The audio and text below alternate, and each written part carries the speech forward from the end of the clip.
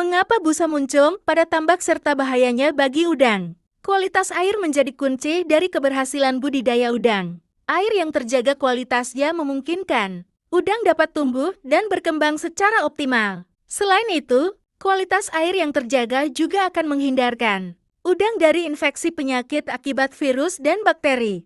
Indikator kualitas air tambak dapat dilihat secara langsung. Salah satu tanda menurunnya kualitas air ialah munculnya busa pada tambak secara berlebihan. Tambak seringkali menjadi topik perbincangan di kalangan petambak dalam budidaya udang Panami.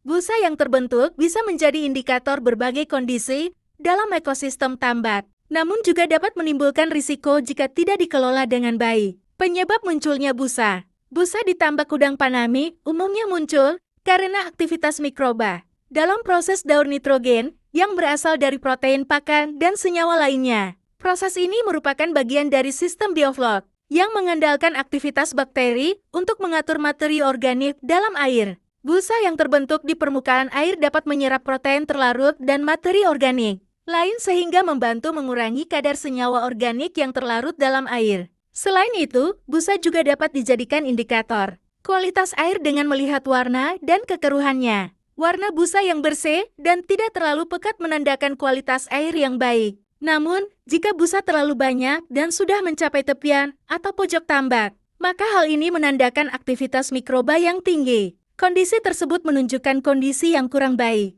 Jika banyak sisa fitoplankton mati terperangkap di dalamnya, bahaya busa bagi udang Panami. Meskipun busa dapat menjadi indikator positif dari aktivitas mikroba yang sehat, keberadaan busa yang berlebihan dapat menimbulkan masalah. Busa yang terlalu banyak dapat menghalangi sinar matahari ke kedalaman air tambak, sehingga mengganggu proses fotosintesis oleh fitoplankton. Ini dapat berdampak pada ketersediaan oksigen dalam air, yang sangat penting bagi kehidupan udang Panami. Selain itu, busa yang berlebihan juga dapat menangkap fitoplankton mati dan materi organik, yang jika tidak segera dibuang, dapat mempengaruhi kualitas air kolam. Kualitas air yang menurun dapat menyebabkan stres pada udang, yang ditandai dengan penurunan nafsu makan, aktivitas yang lamban, dan peningkatan angka kematian. Pengelolaan busa dalam tambak.